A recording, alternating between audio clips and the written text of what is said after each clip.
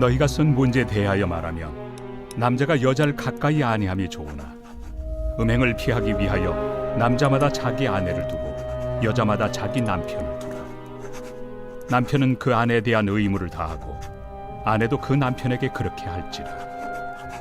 아내는 자기 몸을 주장하지 못하고 오직 그 남편이 하며 남편도 그와 같이 자기 몸을 주장하지 못하고 오직 그 아내가 하나니 서로 분방하지 말라. 다만 기도할 틈을 얻기 위하여 합의상 얼마 동안은 하되 다시 합하라.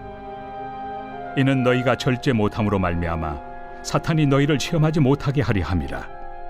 그러나 내가 이 말을 함은 허락이요 명령은 아니니라. 나는 모든 사람이 나와 같기를 원하노라. 그러나 각각 하나님께 받은 자기의 은사가 있으니 이 사람은 이러하고 저 사람은 저러하니라. 내가 결혼하지 아니한 자들과 과부들에게 이르노니 나와 같이 그냥 지내는 것이 좋으니라. 만일 절제할 수 없거든 결혼하라. 정욕이 불같이 타는 것보다 결혼하는 것이 나으니라. 결혼한 자들에게 내가 명하노니 명하는 자는 내가 아니요 주시라.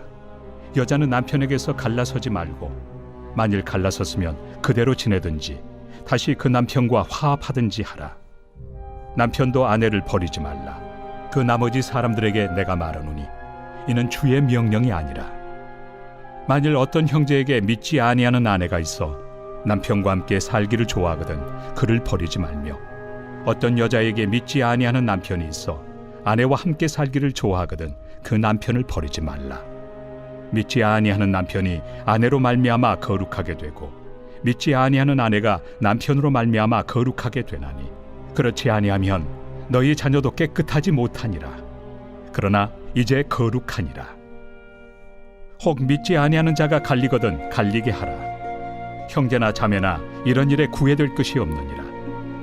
그러나 하나님은 화평 중에서 너희를 부르셨느니라. 아내 된 자여 내가 남편을 구원할는지 어찌 알 수 있으며 남편 된 자여 내가 내 아내를 구원할는지 어찌 알 수 있으며. 오늘 말씀은 거룩함과 헌신을 달려라는 결혼 생활이라는 제목으로 말씀을 전하겠습니다. 오늘 본문의 말씀은 이제 고린도 교회가 결혼 문제에 대한 여러 가지들을 사도 바울에게 문의했던 것으로 보입니다. 그에 대해서 사도 바울이 구약 성경의 배경 속에서 말씀을 어떻게 우리에게 적용하고 실제 가정생활이 이루어져야 되는가, 이런 이야기로 말씀을 하고 있습니다. 그러면서 결혼에 대한 이야기가 이 고린도 전서만 가지고서 다 이야기할 수는 없습니다만, 고린도 전서에서는 이 고린도 지역 자체가 굉장히 성적으로 타락되어져 있었던 그런 상황입니다. 우리가 일반적으로 지금도 그럴 가능성이 높습니다만, 일반적으로 항구 도시는 이 성적으로 굉장히 문란합니다. 일반적으로 그렇습니다. 왜 그러냐면 오랫동안 배를 타고 돌아온 사람들이, 선원들이 이렇게 여성들에 대해서, 또 여성은 여전히 그렇고 또 군인들이 많은 지역들도 그러니 그렇습니다. 그래서 율랑 여성들이 있게 되어지고 이런 일들이 계속 발생하거든요. 바로 그런 것들이 일반화가 되어져 있어서 그 문제에 대한 이야기를 하고 있습니다.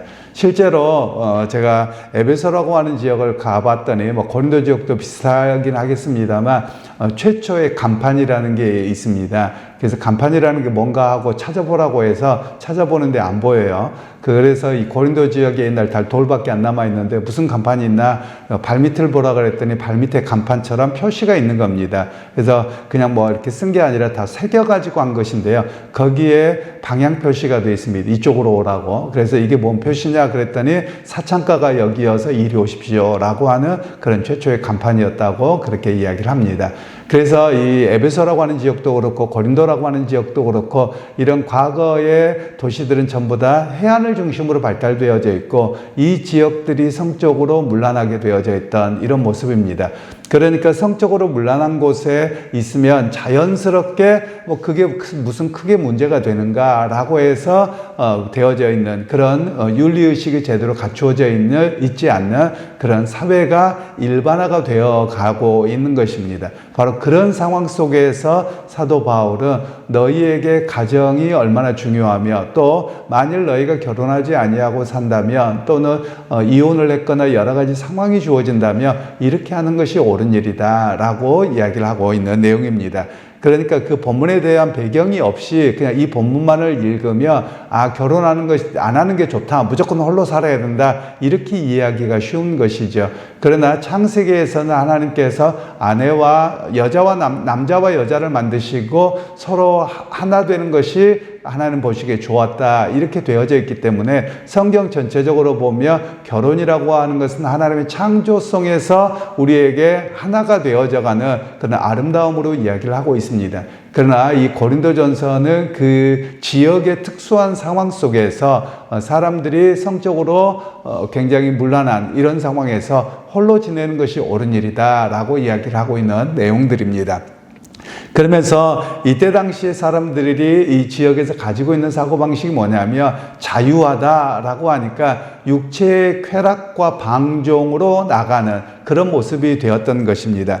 그에 비해서 또 어떤 사람들은 금욕주의로 나갑니다. 그래서 모두 혼자 사는 것이 좋고 있는 아내도 버리고 가족도 다 버려야 된다. 이렇게 생각을 하게 된 것입니다. 바로 그런 상황에서 오히려 혼자 지내는 것이 좋은데 만일 이미 결혼한 사람이라면 아내를 버려서도 안 되고 남편을 버려서도 아니 되는 것이다. 그런데 그들이 살지 못하겠다고 하면 그냥 갈라지게 놓아두고 만일 믿지 않는 배우자가 있는데 그래도 나는 이 사람과 살겠습니다. 난 믿음을 갖고 있습니다. 도저히 죽어도 못 살겠다. 그러면 이혼하지 말라는 겁니다. 그런 경우도. 왜 그러냐? 이 사람이 나와 살기를 좋아한다면 이 사람이 혹시 나 때문에 거룩함, 곧 신앙으로 들어올 수 있기 때문에 살기를 좋아하면 같이 사는 것이 그리스도인으로서 합당한 것이다. 이렇게 말씀을 하고 있습니다. 그래서 오늘 이 성경에서는 독신의 삶도 인정하고 또 이미 이루어진 믿지 않는 사람과의 결혼 생활도 인정을 하는 겁니다.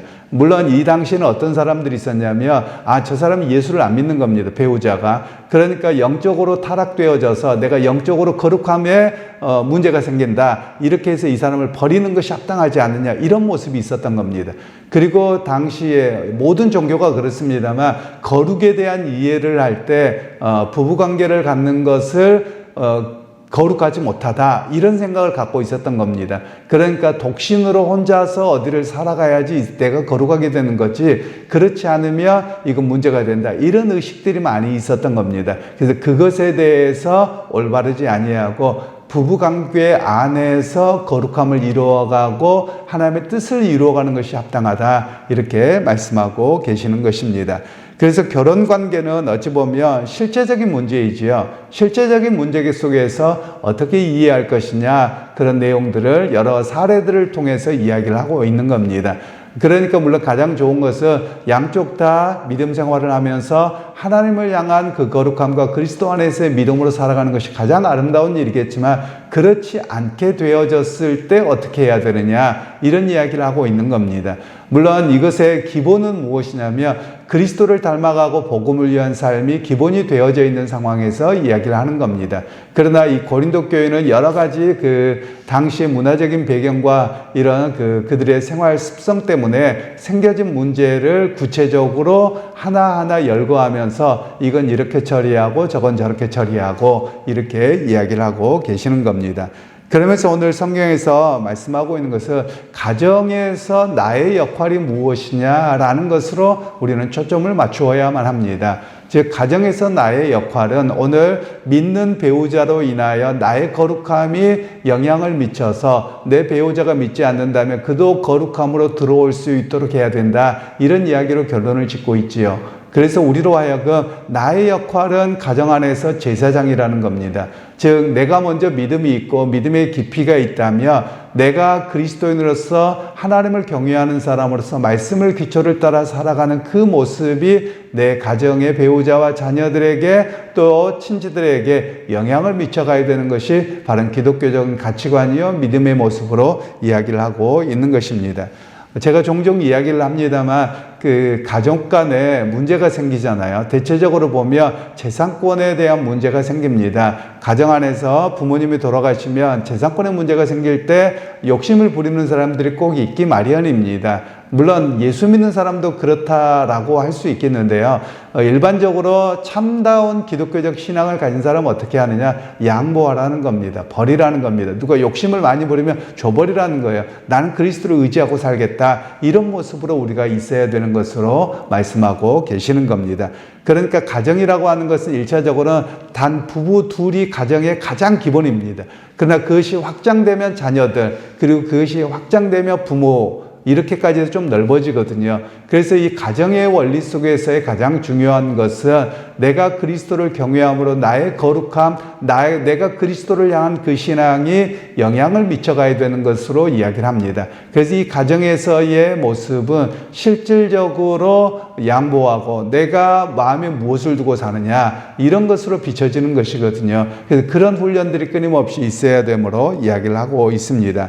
그래서 어떤 의미에서 가정은 자신의 신앙을, 거룩함을 실천하고 훈련하는 곳이다 라고 말할 수 있습니다.